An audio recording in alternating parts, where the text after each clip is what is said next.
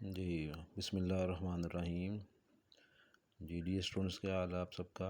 उम्मीद करता हूँ कि आप सब खैरियत से होंगे और अल्लाह ताला के फज़ल व करम से मैं भी सही हूँ, ठीक हूँ। तो स्टूडेंट्स, पहले तो ये आप बताएं कि जो मैंने आपको दो पिछले सवाल अकाउंट जनरल एंट्रीज के करवाए थे, वो आपने दोबारा किए कि नहीं किए, वो आप मुझे कमेंट्स में बताएं। तो आज हम नेक्स्ट क्वेश्चन जो है वो करेंगे बगैर टाइम वेस्ट किए हुए। ये देखें, ये जनरल एंट्रीज का हमने चैप्टर स्टार्ट किया था, the original book of entry. तो इसके हमने ना पहले दो सवाल किए थे। तो आज हम इसका क्वेश्चन नंबर 3 जो है वो स्टार्ट करेंगे। तो आज मैं आपको ना एक ही सवाल करवाऊंगा, क्योंकि इसमें काफ़ी जो वीडियो काफ़ी लेंथी हो जाती है, लंबी हो जाती है। तो ये आज मैं आपको इसमें इस लेक्चर में एक ही सवाल जो है वो करवाऊंगा। तो चलते हैं क्वेश्चन की तरफ बिना टाइम ज़ाया किए हुए। ये देख,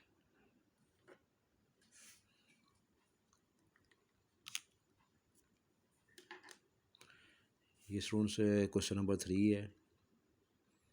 generalise the following transaction in the books of a trader. एक ट्रेडर है, ताजर है, उसकी बुक में ये ट्रांजैक्शंस की जर्नल एंट्रीज कर दें। इसमें हमें ईयर तो मेंशन नहीं किया हुआ, लेकिन मंथ जो है वो बताया हुआ है। अगस्त के महीने की ट्रांजैक्शंस हैं ये वाली। तो सबसे पहले है जी इंट्रोड्यूस्ड कैश रुपीज़ 296,000, यानी 2,96,000 से कारोबार स्टार्ट किया है। और बिल्डिंग भी उसने लगाई है 4 लाख की एज़ कैपिटल। यानी आप देखें, जो कल हमने जो पिछले लेक्चर में हमने जो सवाल जो किए थे, वो पहली एंट्री ये देखें, ये वाली पहली एंट्री जो है इसमें उसने लिखा हुआ है कि बिजनेस स्टार्ट विद कैश। इसमें देखें कमेंस बिजनेस विद कैश।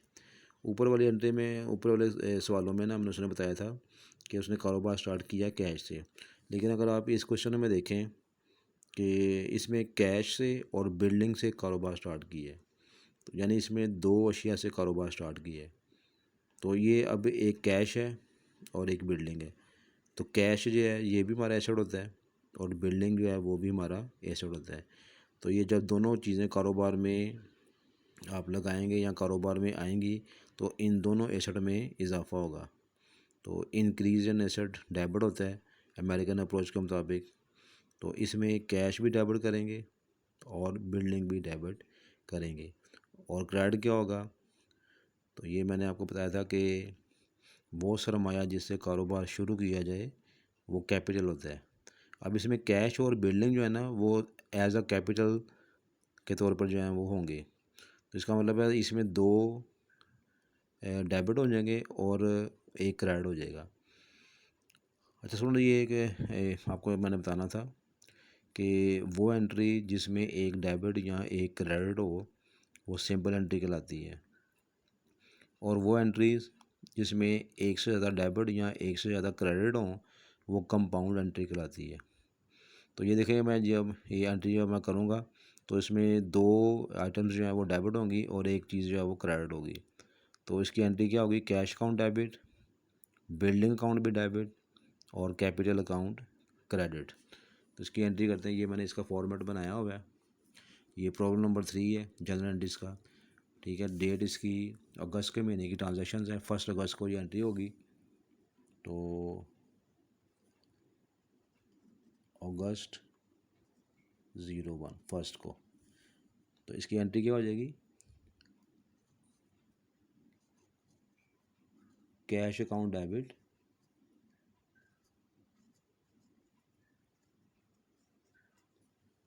ठीक है। यानी कैश से कारोबार स्टार्ट किया है, फिर उसने बताया हुआ कि बिल्डिंग से भी कारोबार स्टार्ट हुआ है। तो डेबिट के बिल्कुल नीचे आपने डेबिट लिखना है।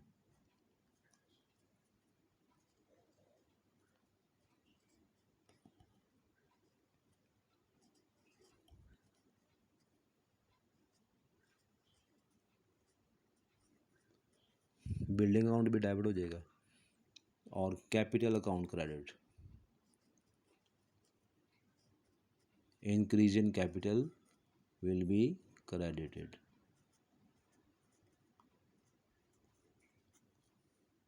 ठीक है, तो स्टूडेंट देखें इसमें ना दो चीज़ें डेबिट हो रही हैं और एक क्रेडिट हो रहा है। तो ऐसी एंट्री जिसमें एक से ज़्यादा या तो डेबिट हो या क्रेडिट हो वो कंपाउंड एंट्री कहलाती है। और अगर कोई एंट्री जिसमें एक डेबिट और एक क्रेडिट हो वो सिंपल एंट्री कहलाती है। अब इसकी अमाउंट जो है वो पुट करते हैं। तो कैश इसमें देखें उसने कैश बताया हुआ था 296,000 और बिल्डिंग है 4 लाख।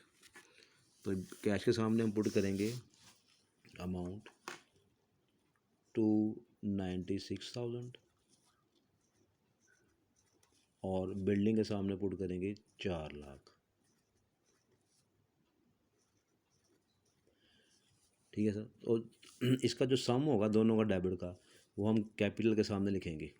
तो ये टोटल हो जाएगा 6,96,000 यानी 6,96,000।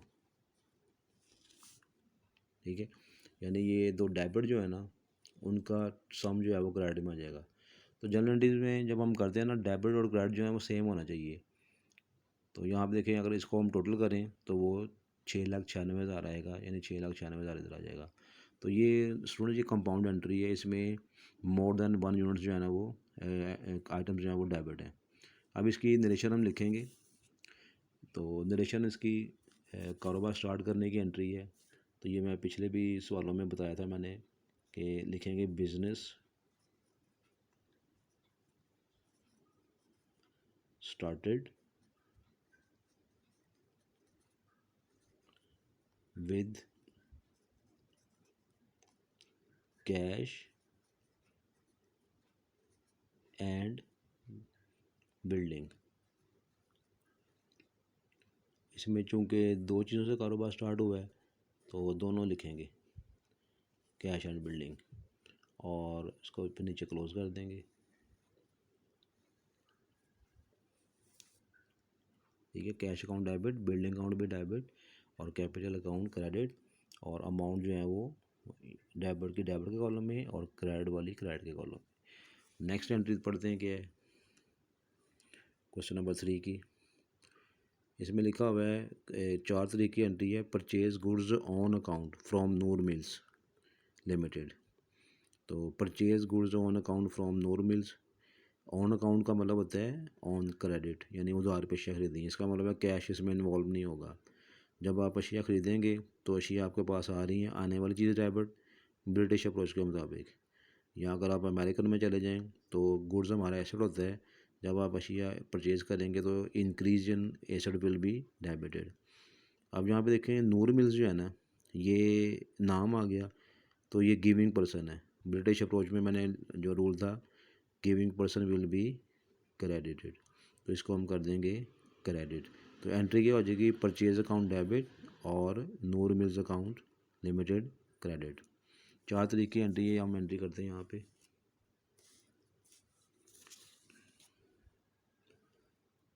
04। एंट्री हो जाएगी परचेजेस अकाउंट डेबिट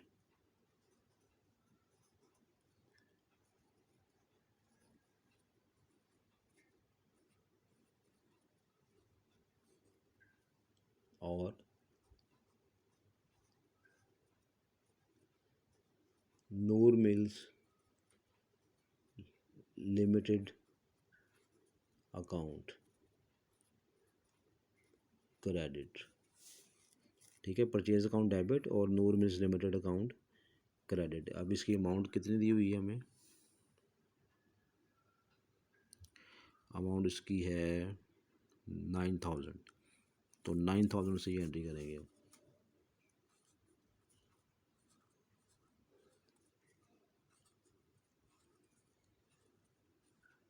ये देखिए 9,000 से एंट्री करेंगे। इसकी नरेशन हो जाएगी परचेज्ड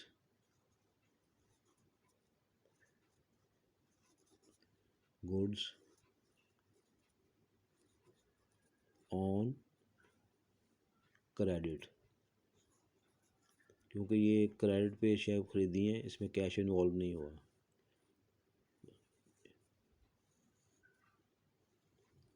ये नेक्स्ट एंट्री है sold goods to Mubin and company. ये 10 तारीख की एंट्री है। मुबीन एंड कंपनी को 3,000 की अशिया सेल की हैं। तो मुबीन एंड कंपनी जो है वो रिसीविंग पर्सन है। ब्रिटिश अप्रोच के मुताबिक मैंने जो पर्सनल अकाउंट का रूल बताया था कि receiving person will be debit. या अगर अमेरिकन में चले जाएं तो मुबीन एंड कंपनी को अपने उधार अशिया बेची हैं, तो रिसीवेबल जो अमाउंट्स होती हैं वो हमारा एसेट होते हैं। यानी किसी से अगर आपने पैसे लेने हो तो वो हमारा एसेट होता है। इसको हम डेटर्स पढ़ते हैं या अकाउंट रिसीवेबल कहते हैं। तो ये हमारा एसेट है, तो increase in asset will be debited American approach के मुताबिक। अगर आपने ब्रिटिश अप्रोच के मुताबिक करना है तो पर्सनल अकाउंट का रूल अप्लाई कर लें कि receiving person will be debited. तो मुबीन एंड कंपनी अकाउंट जो हो जाएगा वो डेबिट हो जाएगा। और सोल्ड गुड्स जब आप अशिया बेचेंगे तो decrease in asset will be credit. ठीक है, तो ये एंट्री मैं आपको करके दिखाता हूँ। 10 तारीख की एंट्री है ये वाली। 10 की एंट्री हो जाएगी मुबीन एंड कंपनी अकाउंट डेबिट और सेल्स अकाउंट क्रेडिट। तो अमाउंट इसकी है स्टूडेंट्स 3,000 की इसकी अमाउंट है। तो 3,000 से ये एंट्री करेंगे हम।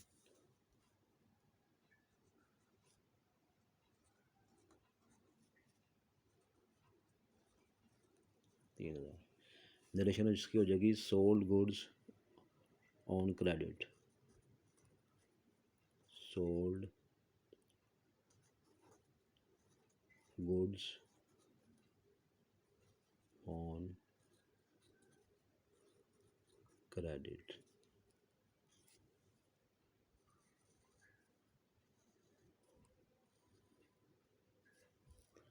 ठीक है, नेक्स्ट एंट्री है।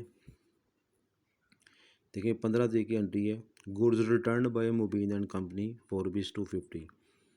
तो ये देखें ऊपर 10 की तारीख में मुबीन एंड कंपनी को 3,000 की एशिया बेची थी और जिसमें से उसने 15 तारीख को 250 की वापस कर दी हैं। तो ये सेल्स रिटर्न है क्योंकि ऊपर हमने उसको सेल की हुई है।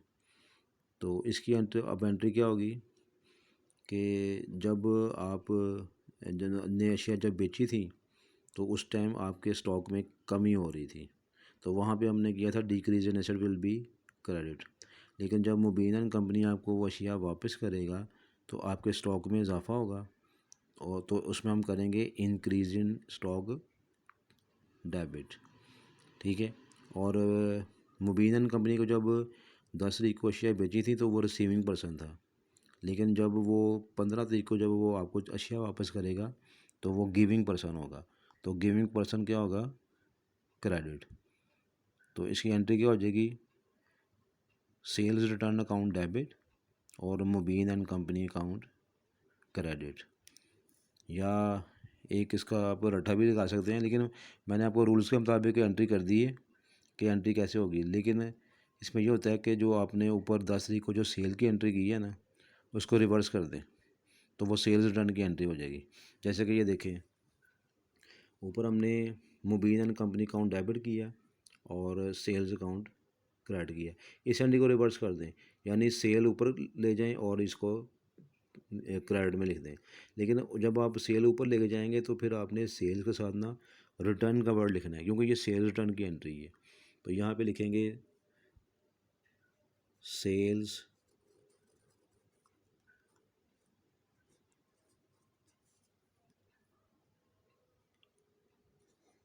रिटर्न अकाउंट डेबिट और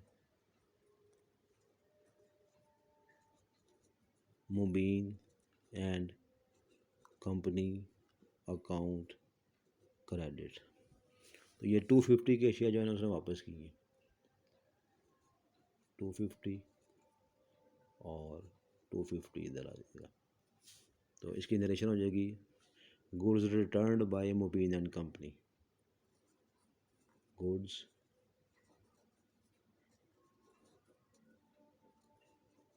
returned by Mubin and company।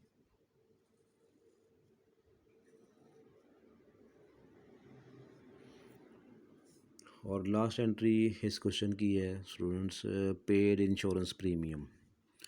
तो ये देखें इंश्योरेंस प्रीमियम क्या होती है स्टूडेंट्स, जो इंश्योरेंस करवाते हैं उसमें लाइफ इंश्योरेंस या फायर इंश्योरेंस या मैरिन इंश्योरेंस, उसकी जो है ना वो किस्तें अदा करते हैं। किस्तें जो हैं वो मंथली भी होती हैं, क्वार्टरली भी होती हैं, हाफ ईयरली भी होती हैं, एनुअली भी होती हैं। तो ये इंश्योरेंस प्रीमियम यानी इंश्योरेंस की जो किस्त अदा की है वो कारोबार का एक्सपेंस होगा। तो एक्सपेंस का रूल आपने अप्लाई करना है, increase in expense will be debit. और पेड का जब लफ्ज़ आ जाता है ना, इसका मतलब आपने पेमेंट की है। तो पेमेंट अंडरस्टूड बात है कि कैश में की है, अगर ना बताया हो। बाज़ दफ़ा चेक में भी पेमेंट होती है, लेकिन अगर मेंशन ना किया हो तो फिर कैश को कंसिडर करते हैं। तो इसमें कैश में पेमेंट की है तो इंश्योरेंस प्रीमियम अकाउंट डेबिट हो जाएगा, एक्सपेंस का रूल अप्लाई करेंगे। और जब आप पेमेंट करेंगे तो कैश जो है वो जा रहा है कारोबार से, तो जाने वाली चीज़ क्रेडिट। ये ब्रिटिश अप्रोच के मुताबिक है। लेकिन अगर आप अमेरिकन के मुताबिक करेंगे तो कैश हमारा एसेट होता है, और जब आप पेमेंट करेंगे तो कैश में कमी होगी, तो decrease in asset will be credit. तो यहाँ पे हम एंट्री बन जाएगी इंश्योरेंस प्रीमियम अकाउंट डेबिट और कैश अकाउंट क्रेडिट। ये डेट इसकी है 20 और अमाउंट है इसकी 660। तो 20 की ये एंट्री है, 20 की एंट्री हो जाएगी इसकी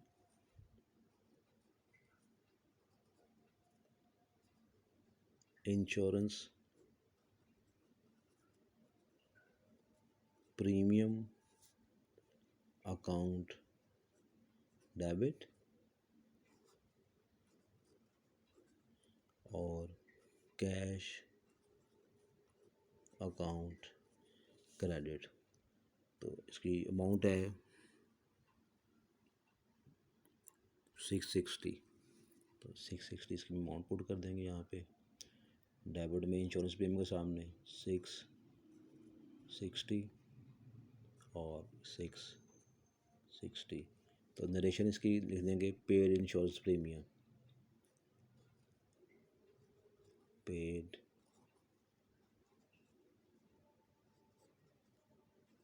इंश्योरेंस प्रीमियम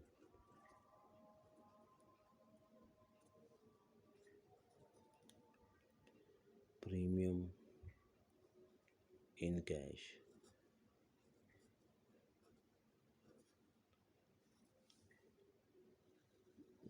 ये सवाल ख़त्म हो गया स्टूडेंट्स।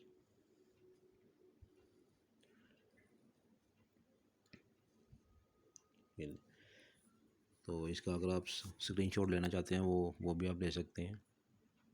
ये देखें। तो स्टूडेंट्स अब आई होप आपको ये मेरी वीडियो अच्छी लगी होगी। ये वीडियो आप इसको लाइक भी करें और मेरे चैनल को सब्सक्राइब भी करें, ताकि हर नई आने वाली वीडियो आपको बआसानी पहुंच सके। और अपने ग्रुप में भी करें, शेयर करें, ताकि दूसरे स्टूडेंट्स भी इससे जो है वो फ़ायदा उठा सकें। तो आप मुझे इजाज़त दीजिएगा। इंशाअल्लाह ताला नेक्स्ट वीडियो के साथ आपसे मुलाकात होगी। अल्लाह हाफिज़।